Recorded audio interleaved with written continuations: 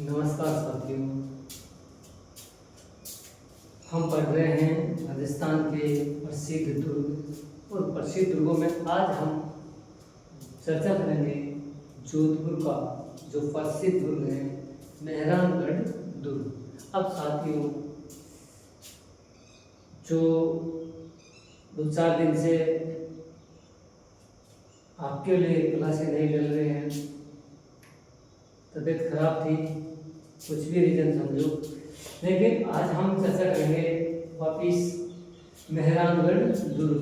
अब राजस्थान की जो इतिहास है उसमें राजस्थान की जो हमारे एग्जाम के लिए कल्चर वाला पार्ट है उसमें प्रसिद्ध दुर्ग है, उनमें वेरी मोस्ट इम्पोर्टेंट दुर्ग राजस्थान का प्रसिद्ध दुर्ग जोधपुर का मेहरानगढ़ दुर्ग।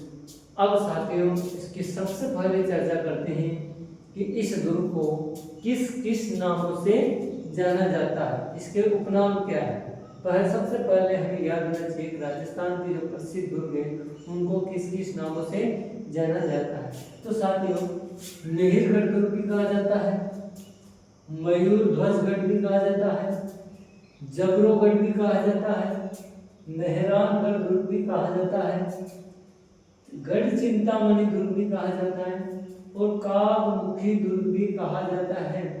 साथियों सूर्यगढ़ भी कहा जाता है और सनफोर्ट के नाम से भी जाना जाता है। एग्जाम में पूछा जा सकता है सनफोर्ट के नाम से किस दुर्ग को जाना जाता है, तो जोधपुर का मेहरानगढ़ दुर्ग, सूर्यगढ़ जोधपुर का दुर्ग, कागमुखी दुर्ग का अगर उदाहरण पूछे तो पहला है मेहरानगढ़ जोधपुर का दुर्ग, कागमुखी और छाजमुखी दुर्ग।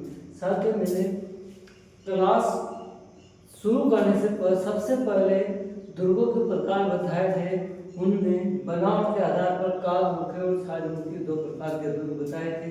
तो ये कागमुखी दुर्ग है।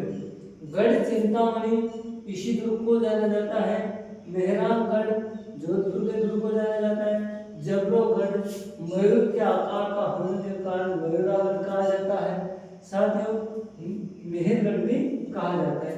अब हमको कहीं से भी एग्जाम में पूछ लिया जाए कि ये जो उपनाम है इनसे पूछ लिया जाए जबरोगढ़ कहाँ पर स्थित है, कागमुखी दुर्ग कहाँ पर स्थित है, गढ़ चिंतामणि दुर्ग कहाँ स्थित है, मयूरगढ़ दुर्ग कहाँ पर स्थित है, तो आपको याद आना चाहिए जोधपुर में। निर्माण की बात करते हैं दुर्ग के, तो साल 1459 ईस्वी में राव जोधा था, उन्होंने इस दुर्ग का निर्माण करवाया था। कब करवाया था? जोधपुर दुर्ग जो मेहरानगढ़ के नाम से जाना जाता है, मयूरगढ़ के नाम से जाना जाता है, मयूरगढ़ चिंतामणि इन नामों से जाना जाता है। जो भी नाम आपके एग्जाम में अगर पूछ लिया जाए तो आपको कभी भी भयभीत नहीं होना है। अब निर्माण की बात करते हैं तो 1459 आपको याद रहना चाहिए और राव जोधा के द्वारा बनवाया गया था। अगर इसके नींव की बात करें कि इसकी नींव किसने रखी थी, तो करणी माता ने इसकी नींव रखी थी। और साथियों इस दुर्ग के करणी माता ने 13 मई को, ये 13 मई को इसका निर्माण की नींव रखी थी। किसने रखी थी? करणी माता ने। जो बीकानेर देशों में मंदिर है उसी का मंदिर है। करणी माता ने जोधपुर के दुर्ग के निर्माण की नींव रखी थी। जोधपुर का दुर्ग किसने बनवाया था? तो साथियों राव जोधा ने बनवाया था। अब कहावत यह है कि जब जोधपुर के दुर्ग को बनाया गया तो उसमें 13 मई को जब निर्माण किया गया था, शुरू किया गया था, नींव रखी गई थी, उससे पहले 12 मई को एक राजाराम नाम का व्यक्ति था, उसको जिंदा गड़वा दिया गया था। राजाराम रांझिया भांभी को 12 मई को सुनवा दिया गया था या गड़वा दिया गया था उस स्थान पर, और उस स्थान में वर्तमान में शिलर खाना और नक्का खाना 2 भवन बने हुए हैं। साथियों इतना आपको जरूरी नहीं है, लेकिन इसके निर्माण की बात करते हैं। सबसे पहले 1459 ईस्वी में राव जोधा ने जोधपुर के किले का निर्माण करवाया था। करणी माता ने इसकी नींव रखी थी। कब रखी गई थी? 13 मई 1459 को, 13 मई 1459 को। अब आपसे पूछ लिया जाए कि जोधपुर का जो मेहरानगढ़ दुर्ग है किस पहाड़ी पर है, तो यहाँ पर आपको याद होना चाहिए कि चिड़ियाटूप, कई बार एग्जाम में पूछ लिया गया है कि चिड़ियाटूप पहाड़ी पे है। इस पहाड़ी को पंचेटिया पहाड़ी भी कहा जाता है। क्या कहा जाता है? पंचेटिया पहाड़ी भी कहा जाता है। चिड़ियाटूप पहाड़ी जोधपुर में मेहरानगढ़ में स्थित है और चिड़ियाटूप पहाड़ी को पंचेटिया पहाड़ी भी कहा जाता है। आपको कंफ्यूज नहीं होना है कि अगर पूछ लिया जाए कि जोधपुर का मेहरानगढ़ दुर्ग किस पहाड़ी पर स्थित है, अगर ऑप्शन में चिड़ियाटूप पहाड़ी नहीं है तो पंचेटिया आपको याद रखना चाहिए। तो साथियों अब आगे बात करते हैं इस दुर्ग में क्या क्या विशेष महत्वपूर्ण है और क्या क्या नहीं है, जो एग्जाम में पूछे जा सकते हैं उन्हीं पर चर्चा करेंगे। ज्यादा बिंदुओं की चर्चा करने की जरूरत नहीं है जहां से एग्जामिनर आपके लिए क्वेश्चन पूछ सकता है। अब सबसे पहले शुरू करते हैं, यह किस श्रेणी में आता है? जोधपुर का दुर्ग एक गिरि दुर्ग है, यानी पहाड़ी में बना हुआ है, तो किस श्रेणी में आएगा? गिरि दुर्ग की श्रेणी में आएगा। साथियों इस दुर्ग में मामा भांजा की छतरी है। किसकी छतरी है? मामा भांजा की छतरी। कई बार पूछ लिया गया है, प्रसिद्ध भी है। मामा भांजा की छतरी कहाँ स्थित है? जोधपुर के दुर्ग में। साथियों यहाँ पर एक श्रृंगार चौकी या श्रृंगार चौकी है जहाँ पर राजाओं का राज्याभिषेक होता था। यहाँ के इस दुर्ग में जो एक चौकी थी या चौक था जिसमें वहाँ के राजाओं का राज्याभिषेक होता था। साथियों इसी दुर्ग में महाराजा मानसिंह पुस्तक प्रकाशन संग्रहालय है जो 1805 में तैयार किया गया था या बनाया गया था, मान्यता दी गई है। तो महाराजा मानसिंह पुस्तक प्रकाशन संग्रहालय कहाँ स्थित है? जोधपुर में स्थित है। नागणेशी माता का मंदिर इसी दुर्ग में स्थित है।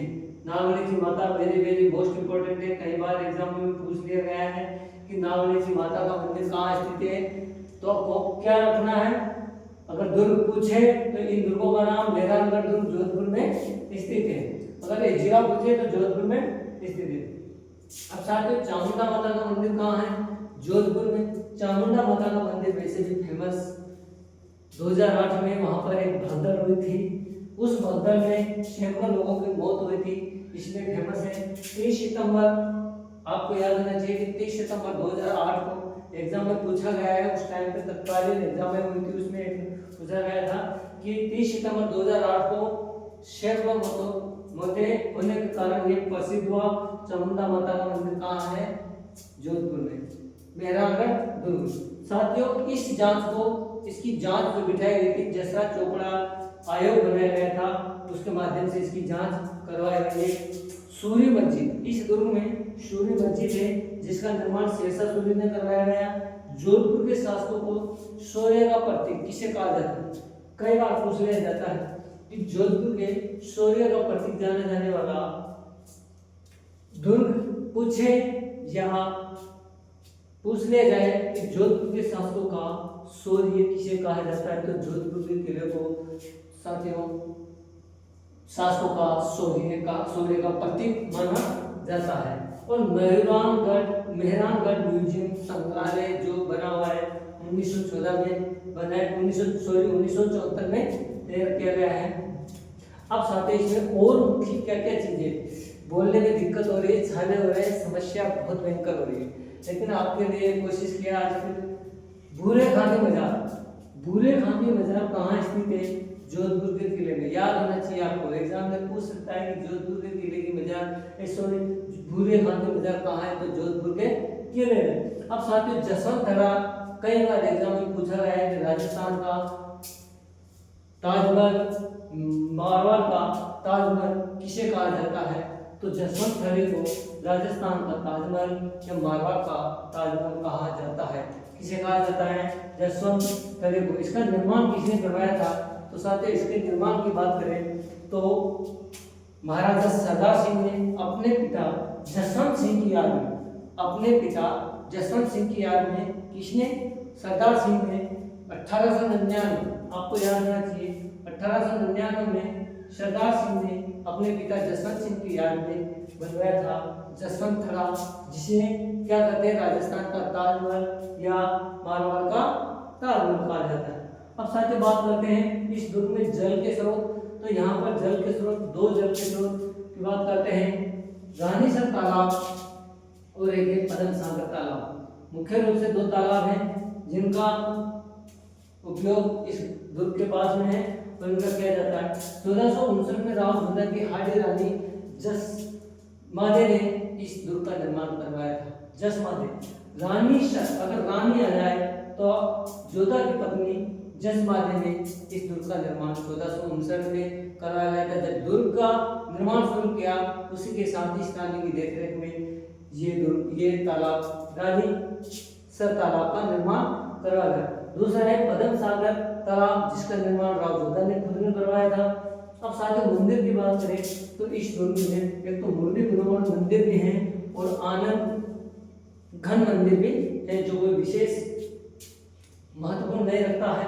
लेकिन आपको अगर याद करना है तो नागनी जी माता का मंदिर और चामुंडा माता का मंदिर आपको जरूर याद रखना है। इस दुर्ग से, इस जोधपुर में आपको एग्जाम में कभी भी पूछे जा सकते हैं। सुमेलित करो या भारत क्वेश्चन में भी पूछे जा सकते हैं। अब आगे बढ़ते हैं प्रवेश द्वार। इस दुर्ग के प्रवेश द्वार तो साथियों विशेष रूप से जो मुख्य तीन प्रवेश द्वार है, लोहापोल, जयपोल और फतेहपोल। कौन कौन से हैं? लोहापोल, जयपोल और फतेहपोल।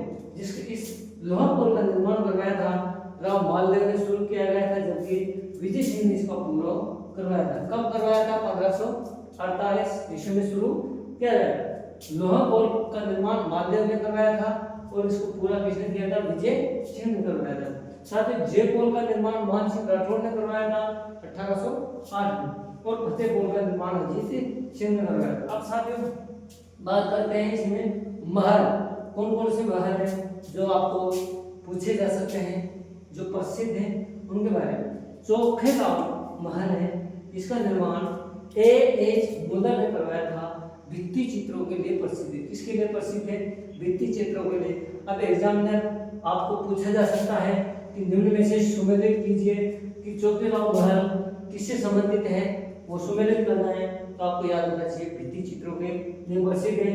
फूल महल जिसका निर्माण अभय सिंह ने करवाया था, यह दीवान खास के नाम से भी जाना जाता है। साथ ही मोती महल का निर्माण सूर सिंह ने करवाया था। यह अलंकृत एवं सजीव चित्रकारी के लिए बनवाया गया है। साथ ही तख्त विलास जो तख्त सिंह ने बनवाया था, इसका यह लकड़ी की कलाकृति के लिए प्रसिद्ध है। और एक तलाटी महल जो जोधपुर के मेहरानगढ़ की तलाटी में बना हुआ है, जो उसका निर्माण सूर सिंह ने करवाया था। अब साथ ही बात करते हैं इस दुर्ग में मुख्य तोपें। वैसे इस दुर्ग में बहुत सारी तोपें हैं, लेकिन जो प्रसिद्ध हैं, जो किसी कारण से फेमस हुई है, उन तोपों की चर्चा करते हैं। तो सबसे पहले किला तोप, शंभू बाण तोप और गजनी खां तोप, तीन मुख्य तोपें हैं। किस लिए प्रसिद्ध है? क्योंकि किला तोप है जिसको अजीत सिंह जीत कर लाया था अहमदाबाद से। कहाँ से? अहमदाबाद से, इसलिए प्रसिद्ध है। अजीत सिंह जीत कर लाया था कहाँ से? अहमदाबाद से। जिस तोप का क्या नाम था? किला। साथ ही शंभू बाण तोप, इसको अभय सिंह ने सर बुलंद से छीन कर लाया था। किससे लाया था?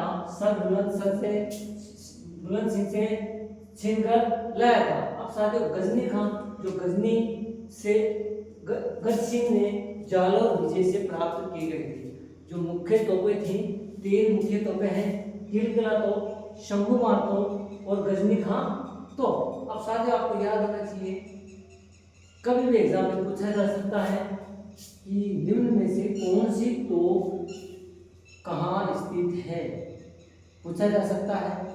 या इस तरीके से भी सुमेलित करो, पूछा जा सकता है। तो आपको याद होना चाहिए। इस प्रकार साथियों ये हुआ जोधपुर का दुर्ग, और जोधपुर के दुर्ग के बारे में कई कहावतें हैं, कहीं उनका चर्चा हम आगे क्लास में करेंगे। लेकिन अगर आपको अच्छा लगे, लाइक करना, अच्छा लगे तो शेयर जरूर करना अपने दोस्तों को, क्योंकि आने वाली 4th ग्रेड भर्ती और शिक्षक भर्ती, राजस्थान की कोई सी भी भर्ती हो, उनके लिए वेरी वेरी मोस्ट इम्पोर्टेंट है। क्योंकि जो बिंदु मैंने दिख रखे हैं, जिन बिंदुओं को मैं चर्चा कर रहा हूँ, कहीं न कहीं एग्जामिनर का ध्यान आकर्षित करता है और आपके लिए क्वेश्चन तैयार कर सकता है। तो आपको हर बिंदु याद रखना है। तो साथियों अच्छा लगे तो एक बार कमेंट जरूर करना। धन्यवाद।